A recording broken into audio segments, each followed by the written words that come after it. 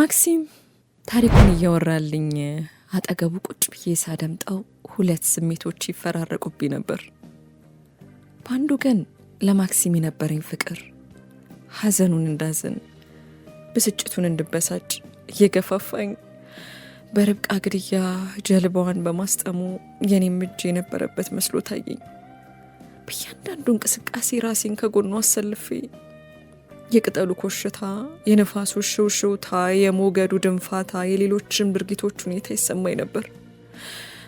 በሌላ ወገን ደግሞ ምንጣፍ ላይ ኩርምት እንዳልኩ አይምሮዬን የጎነትለውና ደጋግሜ ያሰላስለው የነበረው አንድ ሀሳብ ነበር። ማክሲም ርብቃን አይወዳትም የሚለውን። የቴሌፎኑ ድምጽ ግን እነዚህን ሁለት ስሜቶች ጨፍልቆ አንድ አደረጋቸው። ወደ ቀድሞኔነቴ መለሰኝ። ይሁንና ከዚህ ቀደም የሚያቀኝ የማላቀው ስሜት አደረብኝ። ከእንግዲህ ርብቃን አልፈራትም አልጠላትም ያሰኘኝ ጀመር። እንዴ እርኩስ መሰሪና ከንቱ መሆኗን እያወቁ እርሷን የምፈራበት እርሷን የምጠላበት ምክንያት አይኖረኝም። ከእንግዲህ ልትጎዳኝ አትችልም። በእንቅልፍ እያባነነችኝ፣ በቁም እያቃዠችኝ፣ ስቆም እየቆመች፣ ስቀመጥ እየተቀመጠች፣ ስሄድ እየተከተለችኝ ይቁም ስቅሌን ስታሳየኝ መኖሯ በቃ። አዎ የእስከዛሬው መሸማቀቄ በስጋት መዋጤ አክትሟልና ከእንግዲህ የእርሷ በነበሩ ቁሳቁሶችና መገልገያዎች ነፃ ሁኜ መጠቀም እችላለሁ። ሬሷ ታይቶ ትንቢት እንድትናገር ሆን ተብሎ የታቀደ ይመስል ረቪያ ወይም እመለሳለሁ በማለት በፈረንሳይኛ የተሰየመችው ጀልባ ተገኝታ ልፈራት አይገባም። አዎ ከእንግዲህ ከማክሲም ጋር ሆኜ እጆቹን ለመያዝ ገላውን በገሌ ለመዳሰስ ፍቅሬን ሰጥቼው ፍቅርን ለመቀበል ሙሉ ነፃነት አለኝ። እኔ ማለት አብቅቷል፣ በእኛ ተተክቷልና አንድ አካል አንድ አምሳልነታችን ገሃድ የሚወጣ አዲስ ዘመን ተወልዷልና ይህንን አንድነታችንን ካፒቴል ስሪንም ሆኑ ዋናተኛው ፍራንክም ሆነ ሚስስ ዳንቨርስ ቢያትሪስም ሆኑ ማንኛው ፍጡር ሊያናጋው አይችልም። ዛሬ ልጅነቴን ጨርሻለሁ። ከአይናፋርነት ጸድቻለሁ። ከፍርሃት ነጽቻለሁ። ከማክሲም ጎን ቆሜ እስከ መጨረሻው ፋለማታለሁ። አዎ ምኝም ሆነ ተገዝቼ ክጄም ሆነ ቀጥፌ ነፃ ላወጣው ቆርጫለሁ። ታዲያ ማክሲም እንዳለኝ ርብቃ በምንዋ ነው ድል የምታደርገው? ሽንፈቷ ነው የሚሸተኝ፣ ውድቀቷ ነው የሚታየኝ የሚል በቁርጠኝነት ላይ የተመሰረተ በጽኑ እምነት የታነጸ በርቱ ስሜት አደረብኝ። ይህን ሀሳብ በጭንቅላቴ ውስጥ ሰውጣና ሰውርች ማክሲም ተመልሶ መጥቶ ቴሌፎኑን የደወሉት የክሬዝ አጥቢያ ዳኛ እንደነበሩና በማግስቱ የጀልባን ሁኔታ ለመመልከት አብሯቸው እንደሚሄዱ ነገረኝ። ዳኛው ባቀረቡለት ጥያቄ መሰረት የተገኘው ሬሳ የማን እንደሆነ እንደማያውቁ ሁሉም እስኪያውቀው ድረስ ርብቃ ጀልባ ውስጥ ብቻዋን እንደነበረች ሲነግራቸው ታዲያ የኤጆኩ ማረጋገጫ ቃልም በስህተት የተደረገ ነው ብለው እንደጠየቁት ነገረኝ። ዳኛው እንዲህ አሉ? እውነት እንዲህ ብለው ጠየቁ አልኩት። አዎ አለ ማክሲም ቀስቀስ ብሎ። ታዲያ አንተስ ምን አልካቸው? እንጃ ሊሆን ይችላል አልኳቸው። እንግዲያው ነገ ጠዋት የምትሄዱት አንተ፣ ዳኛው፣ ካፒቴን እስሪልና አንድ ዶክተር መሆናችሁ ነው? የፖሊስ መኮንኑ ኢንስፔክተር ዊልችም ይኖራል። ኢንስፔክተር ዊልች? እርሱ ደግሞ ምን ያደርጋል? ሬሳ ሲመረመር አንድ የፖሊስ መኮንን እንዲገኝ ደሙ ስለሚያንስ ነው። ዝም አልኩ። አይን ተያየን። ሆዴን ባርባር አለው። ጀልባዋን ለማንሳት እንደማይችሉ ከተነጋገርን በኋላ ማክሲም በመስኮቱ በኩል ደጁን እያየ ጥቂት ቀደም ሲል ንፋሱ ከደቡባዊ ምዕራብ አቅጣጫ ይነፍሳል ብዬ ነበር። ጭራሹ ጸጥ ረጭ አለ እኮ አለኝ። አሁን ስለው ታዲያ እኮ ጥሩ አይደለም፣ ነገ ዋናተኛው ምንም ችግር አይገጥመውም ማለት ነው እንዳለኝ ቴሌፎኑ በድጋሚ ጮኸና ማክሲም ትቶኝ ወጣ። ከጥቂት ደቂቃዎች በኋላ ተመለሰና አላልኩሽም የፈራው ደረሰ አለኝ። ድንገተኛ እንቅስቃሴ መላ አካሌን ወረረው። ምነው? ምን ተፈጠረ አልኩት። አንድ የካውንቲ ክሮኒካል ጋዜጠኛ ነው የሚስስ ዶይንተር ጀልባ ተገኘች የሚባለው እውነት ነው ወይ ሲል ጠየቀኝ። እና ምን አልከው? ጀልባ መገኘቱ ተገኝቷል። እስካሁን ግን የማጀልባ እንደሆነ በውል ያወቅነው ነገር የለም። የእሷ ጀልባ ላይሆን ይችላል ያልኩት። በቃ ይህን ብቻ ነው የጠየቀ? አይ አንድ ሬሳ ተገኝቷል ስለሚባለው ወሬ አስተያየት እንዳለኝ ጠይቀኝ። ኧረ እባክህ። እውነቴን ነው። አንዱ ተንፍሶ ሊሆን ይችላል። ሲሪል እንደማይሆን ግን እርግጠኛ ነኝ። ያን ዋናተኛ ወይም ጓደኞቹን ነው የምጠረጥረው። የህዝብ እኮ ሰው እንዳይመስልሽ በፍጹም ልትቆጣጠሪያችም። ታያለሽ እንግዲህ ነገ ገና በማለዳ ወሬው ሀገር ምድሩን ነው የሚያጥለቀልቀው። ይሁን እሱንና ስለ ሬሳው ምን ስትል መለስክለት? የማውቀው ነገር የለምና ምንም አስተያየት የለኝም ብዬው ይህንን በሚመለከት በድጋሚ ደውሎ በጠይቀኝ ደስ እንደሚለኝ ነገርኩት። ይበልጥ አበሳጭታቸው ደግሞ ሁሉ ውስጥ እንዳይገቡ ምንም ምርጫ የለኝም። የማንም ጋዜጠኛ እየደወለ በነዘነዘኝ ቁጥር ከሱ ጋር አፍ ልካፈት ነው እንዴ? እንደዚህ አይደለም እኮ ማክሲምዬ። ማለት ልትጠቀምባቸው እንደዛም እኮ እንችል ይሆናል። መታገል ካለብኝ ብቻ ይልወጣዋለሁ እንጂ ማንንም ጋዜጠኛ ድጋፍ አልሻም። ጋዜጠኛው ኮሎኔል ጁሊያንን ወይም ካፒቴን ስሪን ደውሎ ቢጠይቅስ? ይጠይቃ። ከዚህ የተለየ ምንም መልስ ሊያገኝ አይችልም። ይህን ያህል ረዥም ጊዜ እያለን እስከ ነገ ዝም ብለን እጃችንን አጣምረን እንቀመጥ ነው? ምንም የምናደርገው ሙከራ የለም ማለት ነው በማለት ጠየቅኩት። ምንም ማድረግ አንችልም ባክሽ አለኝ ማክሲም ተስፋ በቆረጠ አነጋገር። እዚያው ቤተ መጻሕፍት ውስጥ እንደተቀመጥን ቆየን። ማክሲም መጽሐፍ አንስቶ ያገላብጣል። እንደማያነበው ግን እርግጠኛ ነበርኩ። ቴሌፎኑ የተደወለ እየመሰለው ደጋግሞ ጆሮውን ጣል እያደረገ ያደምጣል። የራስ ሰዓት ሲደርስ ምግብ ቤት ሄደን እንደ ነገሩ ቀማመስንና ወደ ቤተ መጻሕፍቱ ተመለስን። ማክሲም ወንበር ላይ ሲቀመጥ እኔ እግሩ ስር ሆኜ ጭንቅላቴን ጉልበቱ ላይ ያሳረፍኩ። ጸጉሬን እያሻሸኝ አንዳች ልዩ ስሜት አጫረብኝ። ጣቶቹ ጸጉሬን እየፈለፈሉ የራስ ቅሌን ሲነካኩ እንደ የሆነ ነገር ነዘረኝ።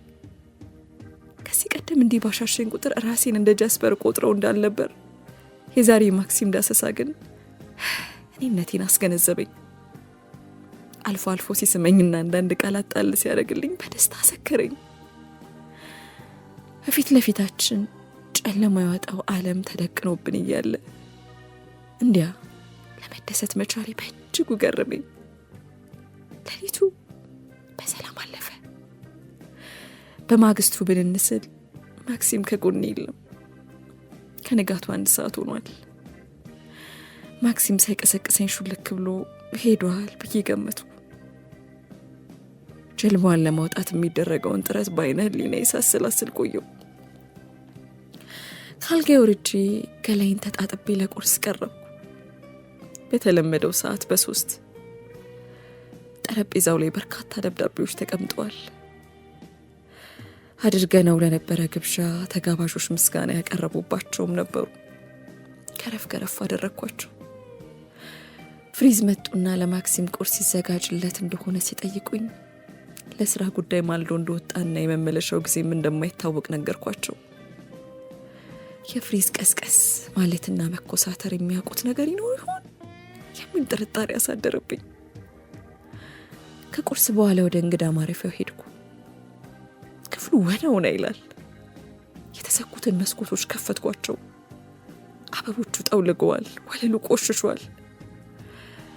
መጥሪያውን ነካውና ሙሙድ የምትባለውን ሰራተኛ ስትመጣ ምነው አንቺ ዛሬ ይህን ክፍል ጭራሹን ዞር ብላችሁ አላያችሁትም?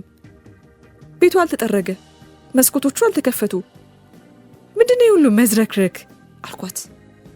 ደንገጣለች። ይቅርታ ሜቴ ብላ እየተርበተበተች የአበቦቹን ማስቀመጫዎች አነሳቻቸው። እንደ አይነቱ መዝረክረክ ሁለተኛ እንዳላይ ስላት እሺ የኔ መቤት ብላኝ ወጣች። ለካስ ኃይለኛ መሆን እንዲቀላል ሆኖ ሳለ ነው እስከ ዛሬ ይህን ያህል የተጨነቅኩት ብዬ አሰብኩ። የዕለቱን የምግብ ዝርዝር ጠረጴዛው ላይ ሳየው ለግብዣው ተዘጋጅቶ ከነበረው ጋር መመሳሰሉን ተገነዘብኩ። ሮበርትን ጠርቼ ሚስስ ዳንቨርስን የሰሞኑን ምግብ አላልቅ ብሎት ከሆነ የሚያደርጉትን ያድርጉ እንጂ ይህንን ዝርዝር አልተቀበልኩትም ብላለች በላቸው አልኩት። ሮበርት ትዕዛዜን ተቀብሎ ሲወጣ ተከትዬው ወጣው። ወደ መናፈሻው ሄጄ ጽጌረዳዎቹን እየቆረጥኩ ሳለ ማክሲም እንዴት ሆኖ ይሆን የሚለው ሀሳብ በአይምሮዬ ተጉላላ። የሆነውን ሁሉ ቶሎ መጥቶ እንዲነግረኝ ቸኮልኩ። አበቦቹን ይዤ ስመለስ የእንግዳ ማረፊያ ክፍሉ በሚገባ ጸርቶ ጠበቀኝ። አበቦቹን በመልክ አደራጀቼ እንደጨረስኩ በሩ ተንኳኳ። ይግቡ አልኩ። ሚስስ ዳንቨርስ የምግቡን ዝርዝር ይዘው ገቡ። ቀጥተዋል። ድካም የተጫጫናቸው ይመስላሉ። ምን ነው የምግቡን ዝርዝርና መልእክቱን በሮበርት ይላኩልኝ ብለው ሲጠይቁኝ በእጅ ያስኩትን ጽጌረዳ እያፍተለተልኩ በአይኔ ቂጥ አየኋቸው። ምግብ ጠፍቶ ነው እንዴ ይህን እየደጋገሙ የሚያሰለችው? ዛሬ ለውጥ ያስፈልጋል። ይህንን ሰራተኞቹ አልበላ ብለውት እንደሆነ ወዲያ አይወረውሩትም እንዴ?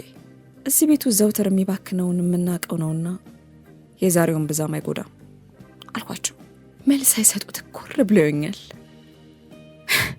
ሌላ ማዘጋጀው ነገር የለም እንዳይሉኝ ብቻ ሁሉ ነገር ሞልቶ ተትረፍርፎ ምን ጠፋና ስላቸው በእድሜ ገጥሞኝ የማያውቀው በሮበርት በኩል መልእክት ሲልኩብኝ ገርሞኝ ነው። ሚስስ ዶይንተር በነበረችበት ወቅት የማትፈልገውን ነገር ሁሉ በውስጥ ለውስጥ ቴሌፎን ነበር የምታነጋግረኝ አሉ። እኔ እሷን አይደለሁምና እሷ ታደርገው ለነበረው ሁሉ ደንታይም አይደለም። ባለንበት ወቅት ሚስስ ዶይንተር ማለት እኔ እንደሆንኩ ሊገነዘቡት ይገባል።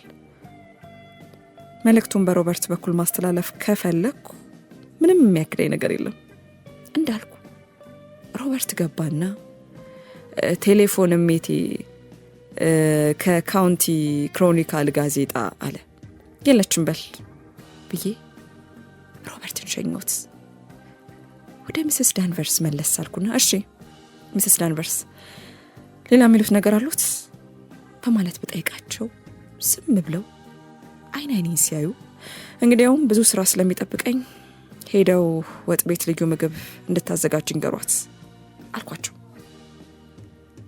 ለመሆኑ የጋዜጣው ክፍል ለምንድን ነው የሚፈልገው ሲሉ ድንገተኛ ጥያቄ ያቀረቡልኝ። ምንም የማውቀው ነገር የለም። የሚስስ ዳይንተር ጀልባ ተገኘች የሚለው ወሬ እውነት ነው እንዴ?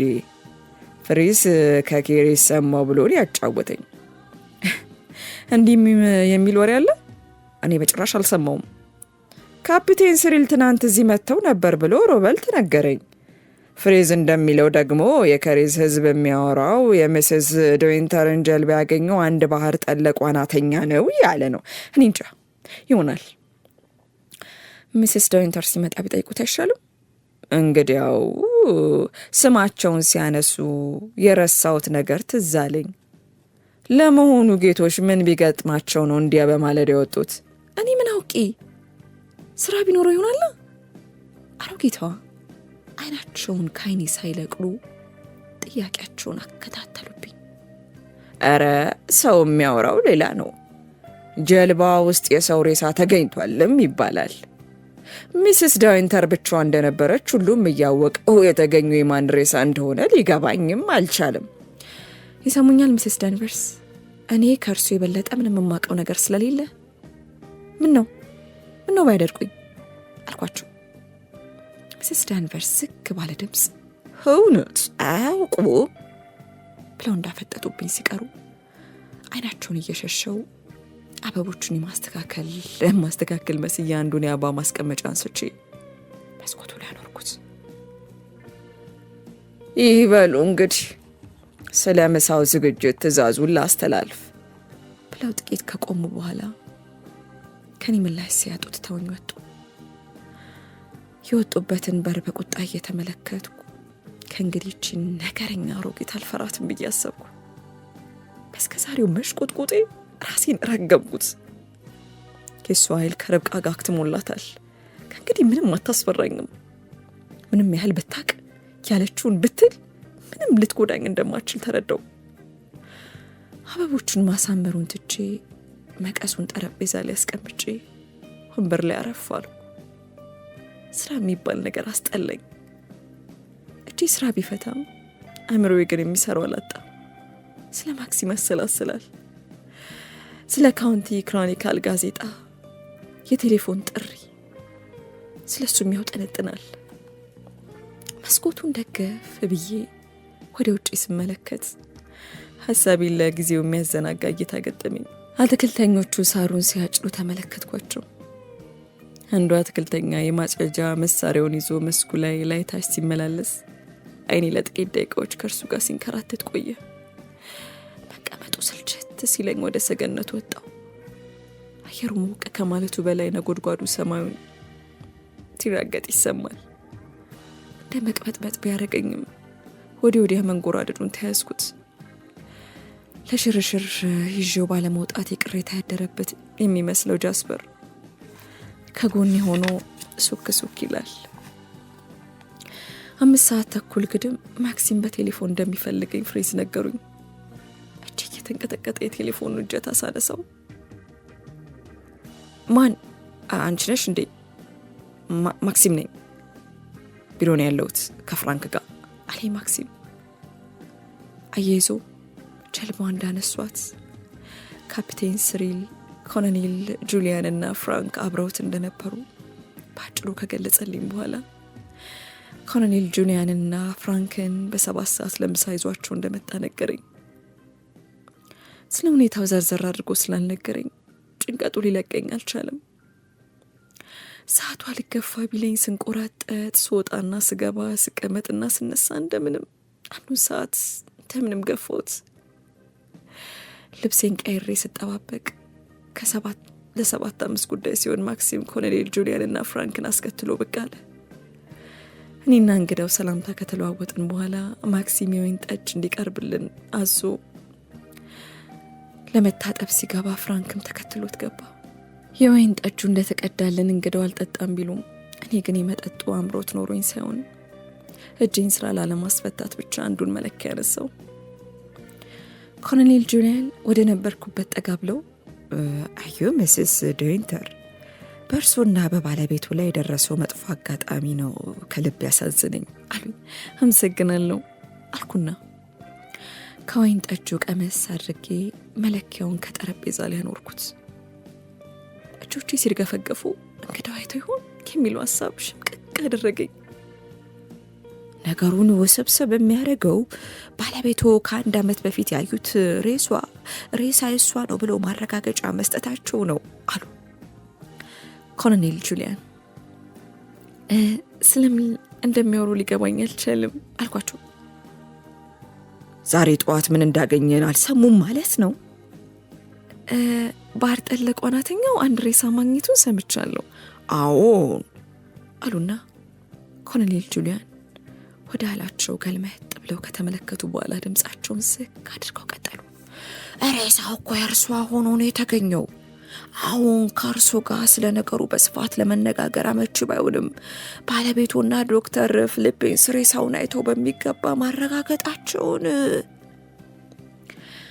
የማክሲምና የፍራንክ መመለስ ኮሎኔሉ ጀምረው ሀሳባቸው እንዳይጨርሱ አረጋቸው። በንጠልጠል ታውት። ወዲያውም ምሳችን ለመብላት ወደ ምግብ ቤቱ አመራን። የበላን ልዩ ልዩ ነገሮችን ያነሳን ስንጫወት ነበር። ስለ አየሩ ሁኔታ፣ ስለ ሰሞኑ ግብዣ፣ ስለ ሌሎች ጉዳዮች ምንጫወትም በሁላችን አእምሮ ውስጥ ይጉላላ የነበረው ሀሳብ ግን አንድና አንድ ብቻ እንደነበር ከማናችንም ህሊና የተሰወረ አልነበረም።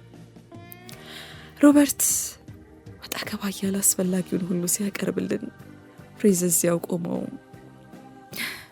ያበሉን ነበርና የልባችንን አውጥተን እንዳንነጋገር እንደ ገታን ግልጽ ነበር።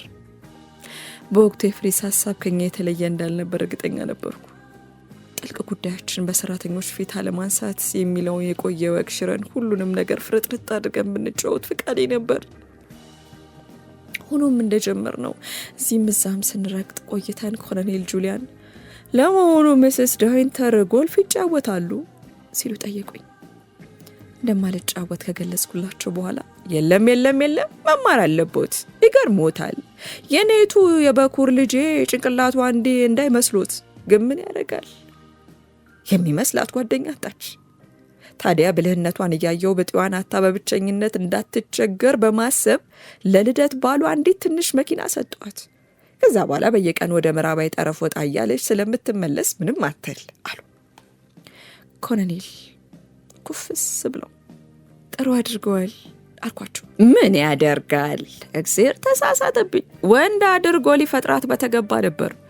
ወንዱ ልጅ ብታዩት ደግሞ በምንም አይስተካከላትም እኮ። ጨዋታ የሚባል ነገር አንድም የማይመጥ ነው።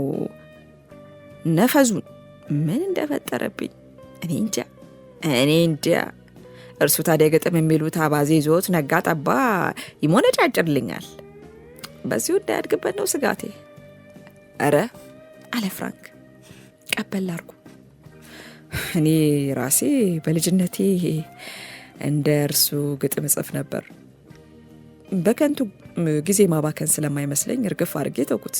እኔ እስከ እንዲህ አይነቱ ዝባዝንኬ ፈጣሪ ሰውሮኛል ባክህ አለ ማክሲም። እንዲሁ በሌሎች ርዕሰ ጉዳዮች ላይ ስንጫወት ከቆየም በኋላ ገበታው ከፍ ብሎ ቡናችን እያጣጣምን ጠጣን። ሮበርትና ፍሬዝ ዕቃቸውን አነሳስተው ጠረጴዛውን አጸዳድተው ወጡ። ኮሎኔል ጁሊያን ከመቼው ተንፍሼ በተገላገል ከሉ ይመስል ከዚህ ቀደም የተገኘው ሬሳ የዛሬው ሁኔታ እጅግ እንዳወሳሰበው ለባለቤቱ እየነገርኳቸው ነበር እኮ አሉ ወደ ማክሲም ዞር ብለው።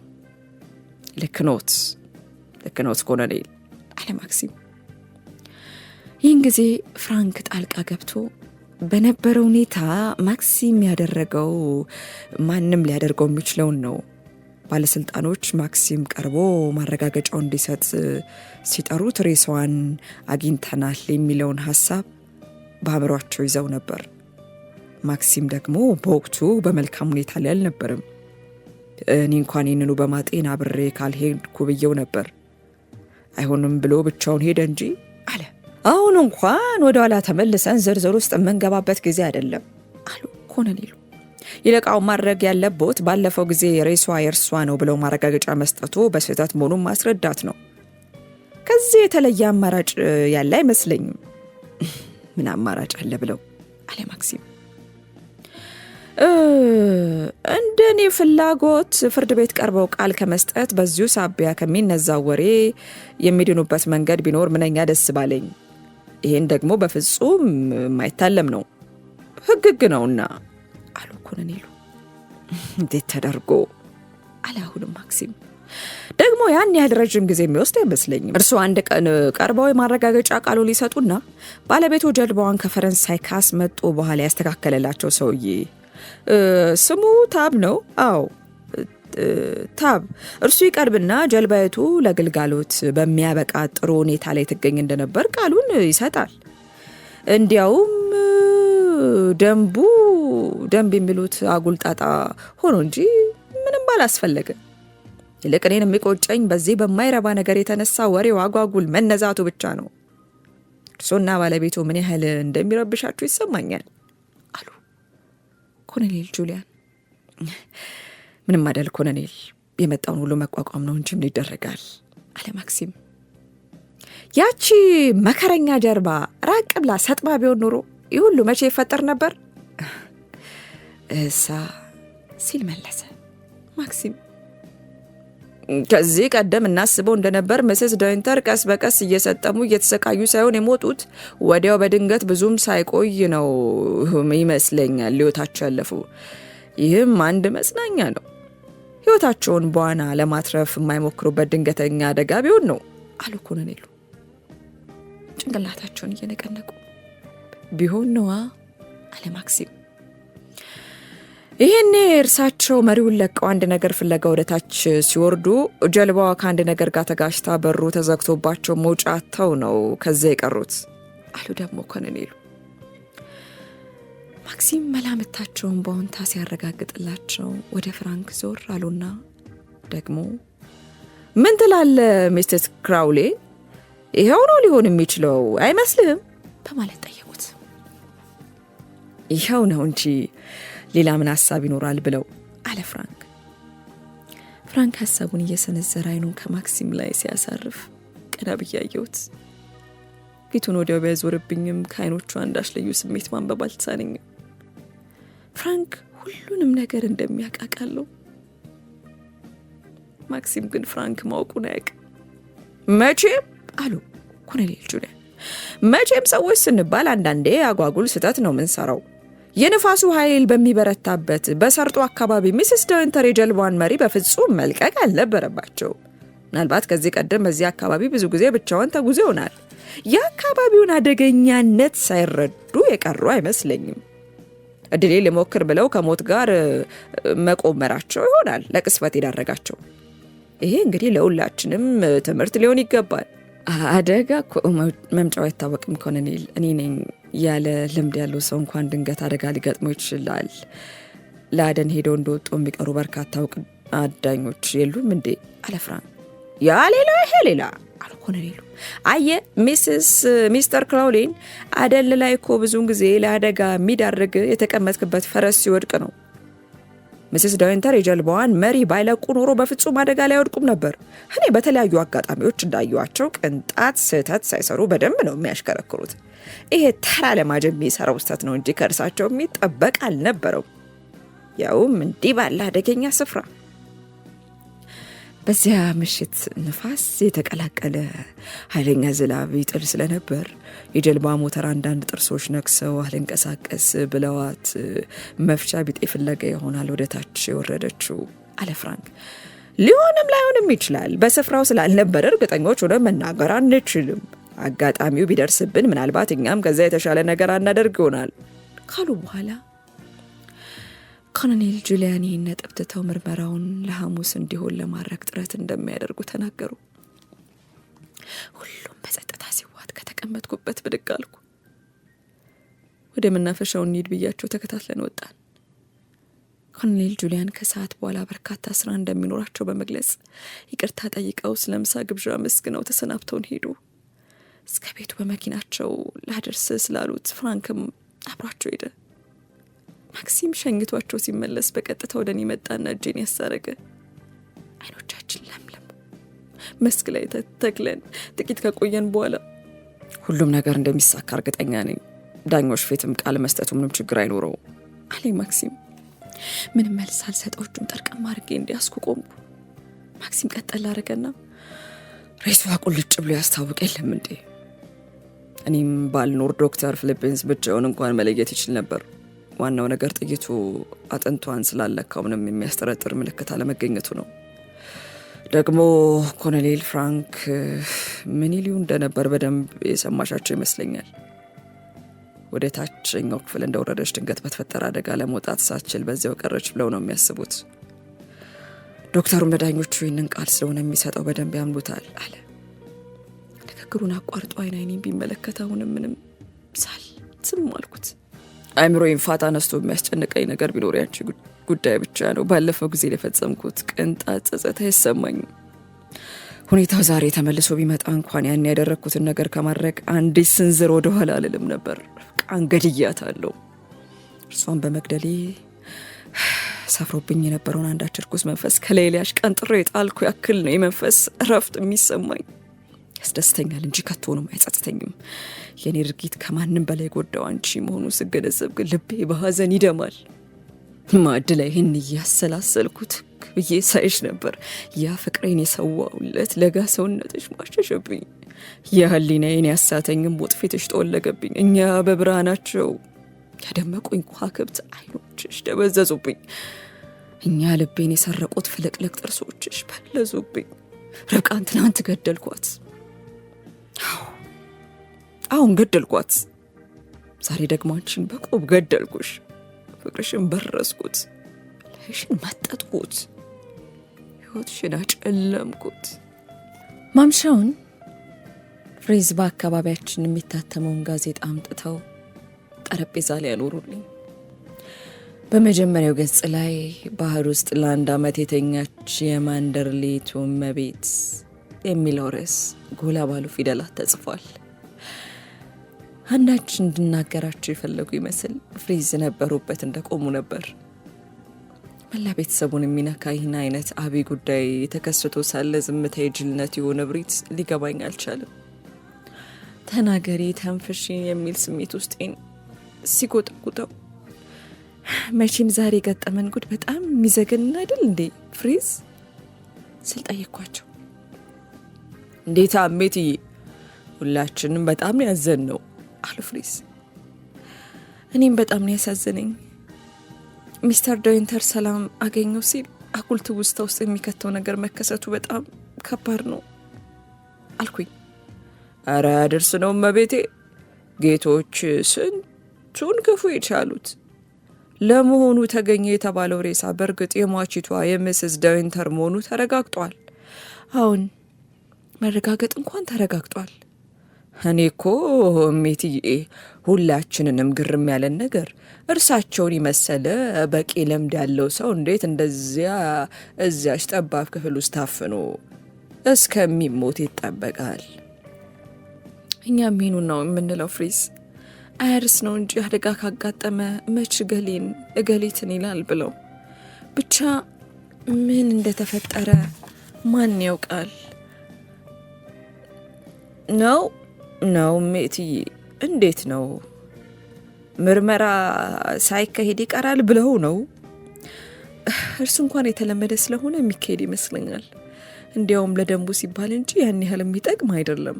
ልክ ነው እሜቴ፣ እንዲያው ከኛ መሀል ለማስረጃነት የሚፈለግ ሰው ይኖር እንደሆን ብዬ ነው። አይመስለኝም ፍሬዝ። እኔ አስፈላጊ ከሆነ የቤታችንን ደህንነት ለመጠበቅ ምንም ነገር ከማድረግ ወደ ኋላ አልልም። ይህንን ደግሞ ጌቶች በሚገባ ያውቁልኛል። ኧረ ያሳምሮ ያውቃል። ምን መሰሉት፣ እኔ እንኳን ነገሩ በሚስጥር እያዝ እንዳሻችሁ አታውሩ ብዬ ለሰራተኞች ነግሬ ነበር። ግን የስንቱ አፍ ተይዞ ይቻላል። በተለይ ሴቶቹማ አፋቸው ቢያዝ ሌላ ነገራቸው ይናገራል። ሮበርትን እንኳን መቆጣጠሩ አያቅተኝም ነበር። የሌሎቹ ነገር ነው የቸገረኝ እንጂ ሚስስ ዳንቨርስ ግን ሁኔታው በጣም የተሰማት ነው የሚመስለኝ። ለምን አይሰማቸው? በጣም ይሰማችኋል እንጂ። ከምሳ በኋላም ከክፍሏ አልወጣች። አሁን ግድም አሊሻይና ጋዜጣ ይዛላት ሄዳ ነበር። የዓመት በሽተኛ ትመስላለች አለችኝ። እንግዲህ ያን ከታመሙ ጉድ ላለው ብለው እንዳይነሱ አሌክስ ትንገራቸው። እኔ አስፈላጊውን ትዕዛዝ እየሰጧት ወጥ ቤቷ ማንኛውም ነገር ታስተናዳለች። አካላዊ ህመም እንኳን አይመስለኝም። ያው ለሚስስ ዶይንተር ልዩ ከበሬታና ፍቅር ስለነበራት ሬሳቸው ተገኘ መባሉ ክፉኛ ሳያስደነግጣት አይቀርም። እውነቶትን ነው ይሆናል ካልኳቸው በኋላ ፍሬዝ ብቻዬን ትተውኝ ወጡ። ጋዜጣውን አንስቼ ስመለከት ከጽሁፉ በተጨማሪ ደብዘዝ ያለ የማክሲም ፎቶግራፍ ሲያፈጥብኝ ደነገጥኩ። ከፎቶግራፉ ግርጌ የሰፈረው እኔ የማክሲም ሁለተኛ ሚስት መሆኔንና ከሰሞኑ ስለተደረገው ትልቅ ግብዣ የሚገልጽ ጽሁፍ ይበልጥ ረበሸኝ። ከዚያም ጋዜጣውን ገረፍ አደረኩት። የረብቃን ውበት፣ ብልህነቷን፣ ተወዳጅነቷን ከወሳ በኋላ በሞተሽ በአመቱ ማክሲም ስለማግባቱ፣ ስለ ግብዣው፣ በግብዣው ማግስት የረብቃ ሬሳ ስለመገኘቱ ጋዜጣው በስርስር ያትታል። ማክሲም እንዳያው ጋዜጣውን ደበኩት። ይሁንና በማግስቱ የወጡት የለንደንና የሌሎች ከተሞችም ጋዜጦች ዜናውን አስፍረውት ስለነበር ማክሲም ሁሉንም አንድ ባንድ አያቸው። እጅጉን የሚገርመው ሆን ተብሎ የተደረገ ይመስል ጋዜጦቹ ሁሉ የረብቃ ሬሳ የተገኘው በግብዣው ማግስት መሆኑ ልዩ አጽንኦት መስጠታቸው ነበር። በመሰረቱ ጋዜጦቹ ያሰፈሯቸው ሀሳቦች በጥቅሉ ከእውነት የራቁ ባይሆኑም አንባቢዎቻቸውን ለመሳብ ሲሉ ብቻ በአሸብራቂ ኃይለ ቃላት በተጋነኑ ሐረጎች መታጨቃቸው አልቀረም። ማክሲም ጋዜጦቹን ሲያነብ ፊቱ ልውጥ ሲል ይታየኝ ነበር። ይድፋችሁ እያለ ሁሉንም ተራ በተራ ነበባቸው። ከቁርስ በኋላ ፍራንክ ሲመጣ የመዳከምና የመገርጣት መልክ ይታይበት ነበር።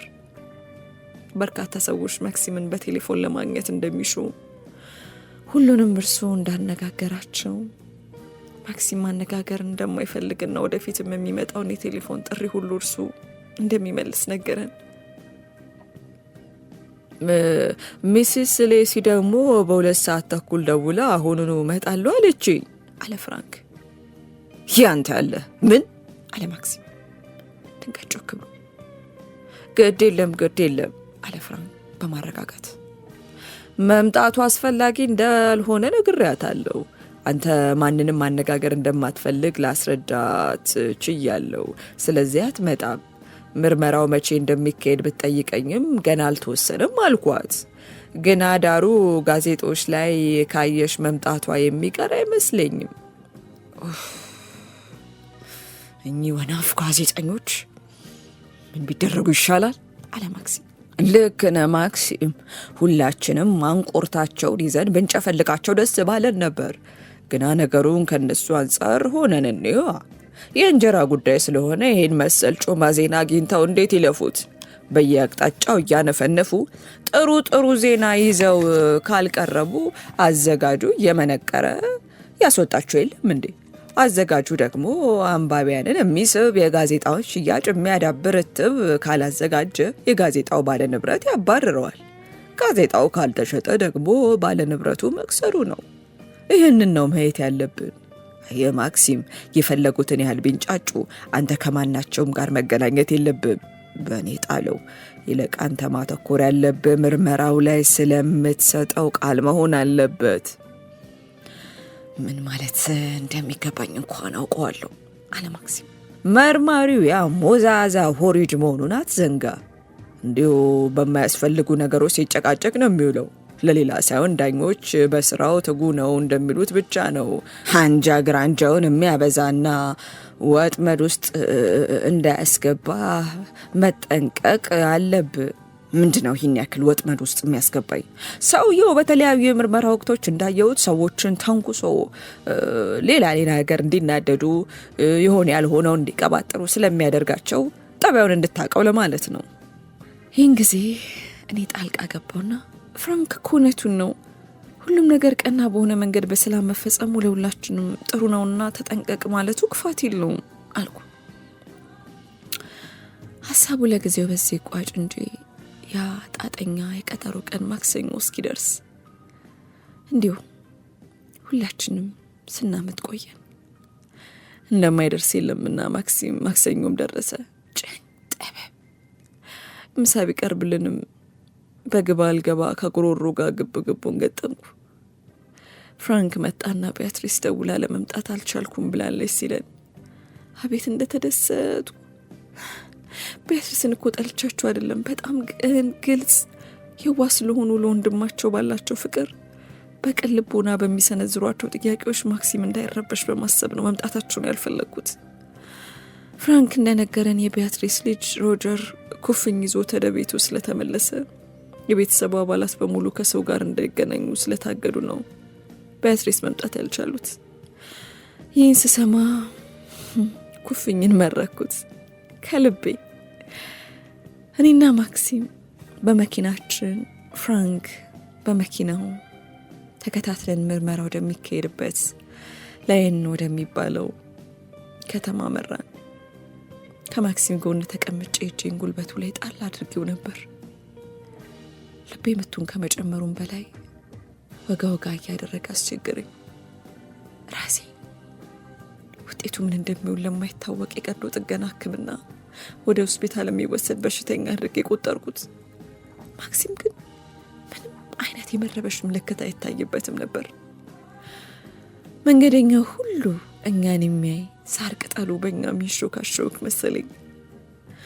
ስፍራው ደርሰን መኪናችን እንዳቆምን አንዲት ሴትዮ ማክሲምን እያየች አብሯት የነበረውን ሰውዬ ጎንተል ስታደርገው ሳይ ብናልኩ እዚህ ሆኜ ብጠብቅ አይሻልም አልኩት ማክሲምን።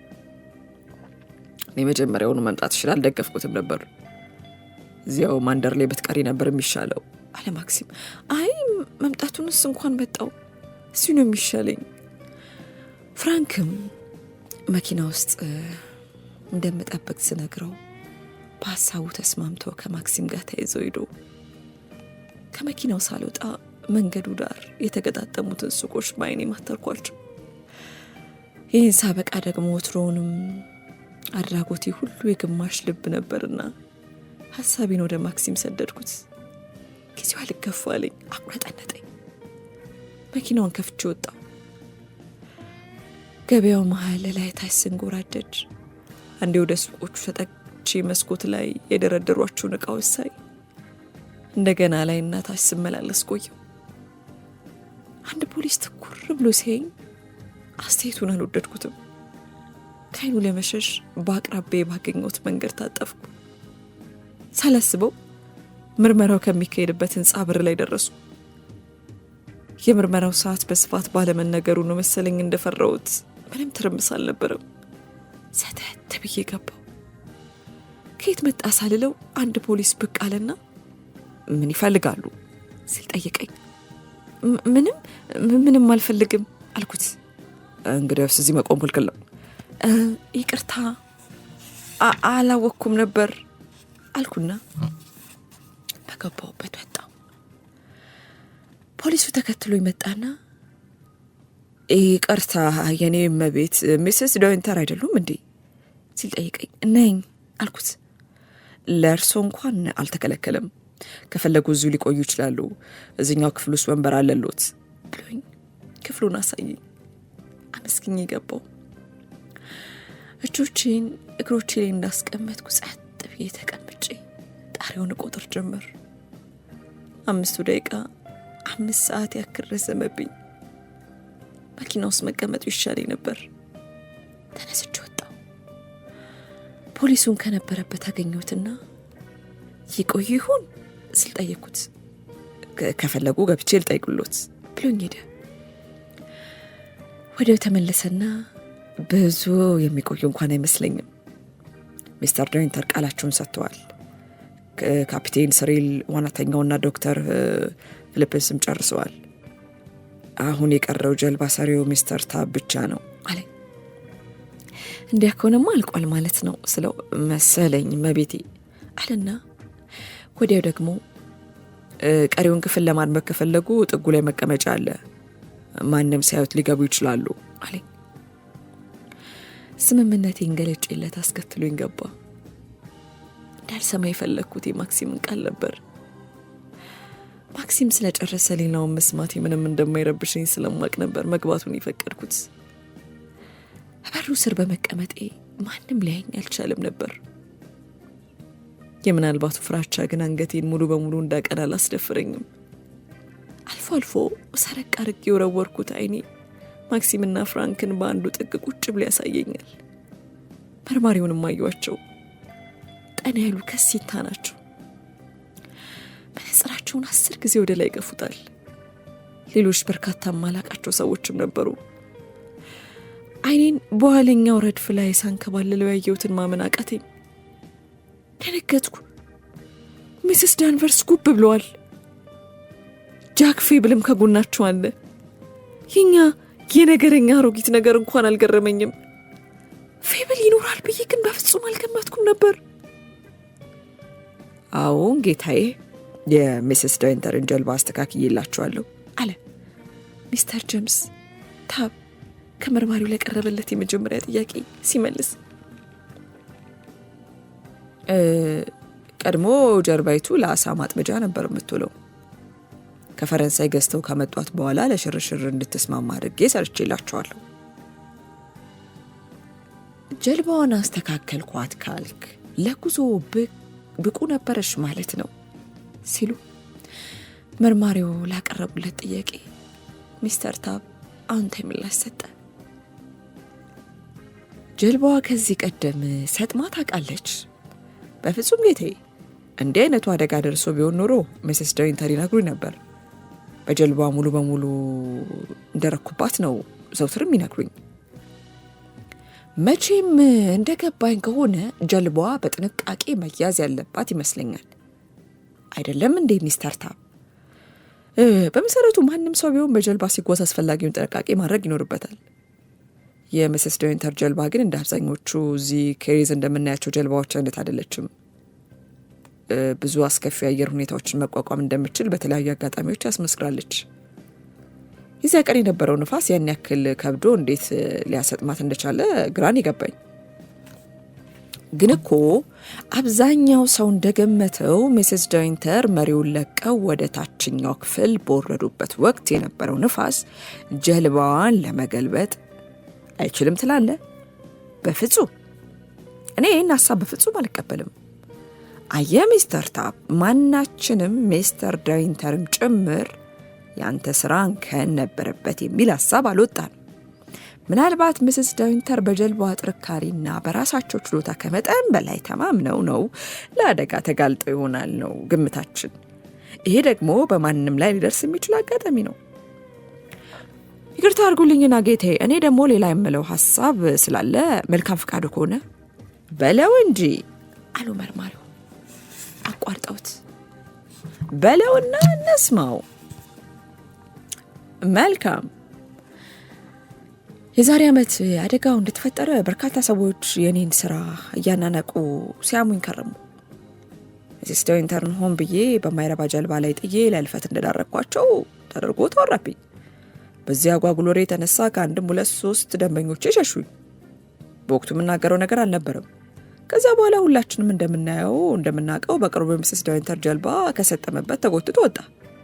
ታዲያ ትናንትና ካፒቴን ስሊል አስፈቅጄ ከስራ አንጻር መርከቧን መርምሬ አይቻት ነበር እና ምን አገኘህ? መቼም የምርመራ ውጤት በስራ ይበልጥ እንድትተማመን እንዳደረገ እርግጠኛ ነኝ አሉ መርማሪው በመቻኮል። በሚገባ አለ ጀልባ ሰሉ ትንሽ እንደመኮፈስ ብሎ። ጀልባዋን አንድ ሳይቀር ሁለመናውን በደንብ መረመርኳት። ጀልባ የተገኘችው አሸዋማ በሆነ ስፍራ እንደነበር ዋናተኛው ነግሮኛል። እኔም እንዳየዋት ምንም ቋጥኝ እንዳልነካት አንዳችም ጭረት እንዳልነበራት ለማረጋገጥ ችያለሁ። እንዲያውም ቋጥኞቹ የነበሩት ከጀልባዋ 8 ኪሎ ሜትር ያህል ርቀው ነበር አለና ሚስተር ታብ ጸጥ አለ። መርማሪው በጉጉት ሲያዩት ቆዩና በቃ ይሄንኑ ነው ልትነግረን የፈለግከው ሲሉ ጠይቁት። አይደለም ጌታዬ አለ ታብ ፈርጠም ብሎ። ጀልባ በተገኘችበት አካባቢ ምንም አይነት ድንጋይም ወይም ቋጥኝ የለም ብያለሁ። ታዲያ እዚህ ላይ ነው እንግዲህ ትልቁ ነጥብ። የጀልባዋን ወለል ማን ይበሳው? በአካባቢው ቋጥኝ ነበር እንኳን ብንል ቀዳሎቹ በቋጥኝ የተበሱ አይነት አይደሉም። በሾለ ነገር ነው የተበሱት። ቀና ብዬ ማየት ተሳነኝ። አንገቴ እንደፍቼ ወለሉን አይገባው። ሁሉም ጸጥ ረጭ አለብኝ። መርማሪውም ያን ያክል በዝምታ መዋጣቸው ገረመኝ። ጉሮሯቸውን መጠራረግ ሲጀምሩ ድምጻቸው ከሩቅ የሚመጣ ነበር የሚመስለው። የምን ቀዳዳ ነው ሚስተር ታብ ሲሉ ጠየቁ በመደነቅ። የጀርባ ወለል 3 ቦታዎች ላይ ነው የተበሳው በማለት የቀዳዶቹን አቅጣጫ ካስረዳ በኋላ የጀልባዋን ሚዛን ለመጠበቅ የሚያገለግለው ክብደት ያለው ነገር ከስፍራው ተሸጋሽጓል። ፉካዎችም ተከፍተዋል። ፉካዎቹ ደግሞ ምን የሚሰሩ ናቸው? የመጸዳጃና የመታጠቢያ ክፍሎች ቆሻሻ የሚያስወግዱ ቱቦዎች ናቸው። ሚስስ ዶይንተር በጠየቁት መሰረት ሰርቼላቸው ነበር። እነዚህ ቱቦዎች ምንጊዜም በሚገባ መዘጋት ይገባቸዋል፣ አሊያ ውሃ ስተት ብሎ ነው የሚገባው አለ ሚስተር ታብ። ምን አይነት ሙቀት ነው? ምነው መስኮቱን ቢከፍቱት የሁሉ ህዝብ እንዴት ታፍኖ ታጭቆ መሞቱ አይደል እንዴ ነበር ያሰኘኝ። ታዲያ በማለት ቀጠለ ባለሙያው። ታዲያ ጌታዬ ሁሉ ክፍተት ባለበት እንዲያለች ትንሽ ጀልባ ወዲያው ነው የምትሰጥመው። ግፋ ቢል 10 ደቂቃ አትቆይ። ጀልባዋ ከኔ ድርጅት ስትወጣ ምንም ቀዳዳ እንዳልነበራት እርግጠኛ ነኝ። እንደኔ አሳሰብ ጀልባይቱ ሆን ተብሎ ነው እንድትሰጥም የተደረገችው ባይ ነኝ። አየሩ አነሰኝ፣ ክፍሉ ጠበበኝ። ከጎኔ የተቀመጠው ሰው እየተጠጋ ሁሉን ነገር የሚያፍነኝ መሰለኝ። ተነስቼ ለመውጣት ፈለኩ። ኃይሉ ከየት መጥቶ በሻለብኝ። ጫጫታ ነገሰ። መርማሪው ሰው ጸጥ እንዲል ከጠየቁ በኋላ ሚስስ ዶይንተር ሲሉ ሰማቸው። ማየት አልቻልኩም። ቢቻለኝ እንኳን ማክሲምን ማየት አልፈለኩም። ወበቁ ይበልጥ ይወርሰኝ ጀመር። ከእግሬ አልፎ ቀስ በቀስ ወደ ላይኛው አካሌ እየዘለቀ ፊቴን አንገቴን ሲወረኝ ይሰማኝ ነበር። ሚስስ ዶይንተር ጄምስ ታብ የሰጠው ማብራሪያ የሰሙ ይመስለኛል። ጀልባ ወለል ላይ ተገኙ ስለሚባሉት ቀዳዳዎች የሚያውቁት ነገር አለ ሲሉ ጠየቁ መርማሪው። ምንም የማውቀው ነገር የለም። ጀርባዋን ምን ነደላት ብለው ይገምታሉ? እኔ ምን አውቄ። ይሄን ነገር ሲሰሙ የመጀመሪያ ነው። አዎ መቼም እንዳስደነገጡት እርግጠኛ ነኝ። እስካሁን የሚያስደነግጥ ነገር መቼ አነሰኝና ከአንድ ዓመት በፊት የባለቤቴ ብዬ ያስቀበርኩት ሬስ የሌላ ሰው መሆኑ ያስደነገጠኝ ሳያንስ ዛሬ ደግሞ ባለቤቴ የሞተችው ጀልባ እንዲሰጥም ሆን ተብሎ ተነድሎ ነው ተባልኩ። ታዲያ ይሄ ቢያስደነግጠኝ ይህን ያክል የሚያስገርም ነው? ተው እንጂ ማክሲም ተው። ምነው ፍራንክ ያለን ብትሰማ ማክሲምዬ ተው። ሰውየውን አታናዳችሁ እንጂ እባክህ ማክሲምዬ አትቆጣ። ሰውየውን ተቆጥታ አታስቆጣቸው እባክህ። የኔ ፍቅር ቀስቀስ በል። ምነው አምላኬ ትዕግስቱን ብትሰጠው። ምነው ትዕግስቱን ብትሰጠው። አዩ ሚስስ ዶይንተር በተፈጠረው አጋጣሚ ሁላችንም ከልብን ያዘን ነው። ይህን ምርመራ የሚያካሂደው ለእርሱ ስል እንጂ ራሴን ለማጽናት እንዳልሆነ ሊረዱኝ ይገባል። ባለቤቱ እንዴትና ለምን እንደሞቱ መታወቅ አለበት የምለው ለእርሶ ብዬ ነው። ይህማ ግልጽ አይደል እንዴ? መልካም እንግዲያ ወደ ዋናው ነጥብ እንመለስና ጄምስ ታብ የሰጠውን ቃል ይቀበላሉ አይቀበሉም?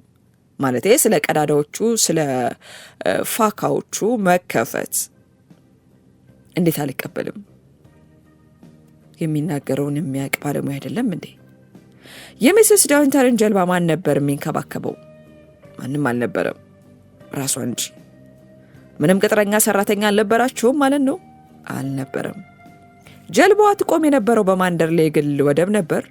አሁን ወደ ወደቡ የሚያስገባ ሌላ መንገደኛ የሚመላለስበት የእግር መንገድ አለ? የለም። ወደቡ በጫካ የተከበበ ጸጥ ያለ አይደለም እንዴ? ነው።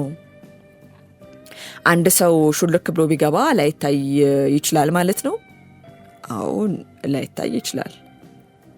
አሁን ጄምስ ታብ እንደነገሩን ደግሞ እንዲህ የተበሳሳች ጀልባ ግፋቢል በ10 እና በ15 ደቂቃዎች ውስጥ ትሰጥማለች ነው ያለን አይደለም እንዴ? አለ ማክሲም ጭንቅላቱን በመነቅነቅ። ስለዚህ ጀልባዋ ላይ ደባ የተሰራው ወደቡ ላይ ቆማ በነበረችበት ጊዜ እንዳልሆነ እርግጠኞች እንሆናለን ማለት ነው። ምክንያቱም ገና ከመንቀሳቀሷ በፊት ተበሳስታና ፉካዎቿ ተከፍተው ቢሆን ኖሮ ብዙ ሳትርቅ እዚያው አካባቢ በሰጠመች ነበር። ትክክል። እንግዲያው ወለሏን የበሰውና ፉካዎቹን የከፈተው ጀልባ ላይ የነበረ ሰው ነው ማለት ነው። ሊሆን ይችላል።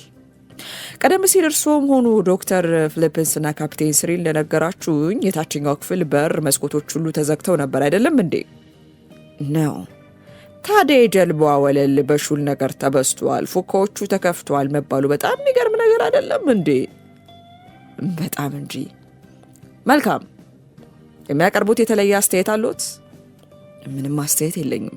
እሺ ሚስስ ዶይንተር፣ መቼም ስሜቱን ክፉኛ ቢነካውም የስራ ግዴታዬ ነውና የግል ህይወቱን የሚመለከት ጥያቄ ልጠይቅዎት እገደዳለሁ። ጥሩ፣ ይጠይቁኝ። በእርሶና በሟች ሚስስ ዶይንተር መካከል የነበረው ግንኙነት ደስታ የሰፈነበት ነበር? እንግዲህ ጀማመሩኝ። እኛ ጥቋቁር ነጠብጣብ አይኖቼ ላይ ድቅናሉ። አየሩ ላይ ውር ውር እያሉ ያትበረብሩኝ ጀመር። አዎ ያ ሁሉ የሰው ጭንቅላት እያበጠ ሄዶ ላይ የሚፈነዳ ያ ሁሉ አይን እየሾለ ላይ የሚሰካ ሁሉም ነገር የሚበላኝ የሚያሞሽሽ መሰለኝ። አዎ ጣሪያው የቀረበኝ ሲመጣ ወለሉ ደግሞ ከፍ እያለ ሊያጣብቀኝ። ኧረ ጎበስ፣ ኧረ እርዱኝ፣ የባለቤቴ ቀልጣለች የሚለው የማክሲም ድምፅ ከሰመመን መለሰኝ።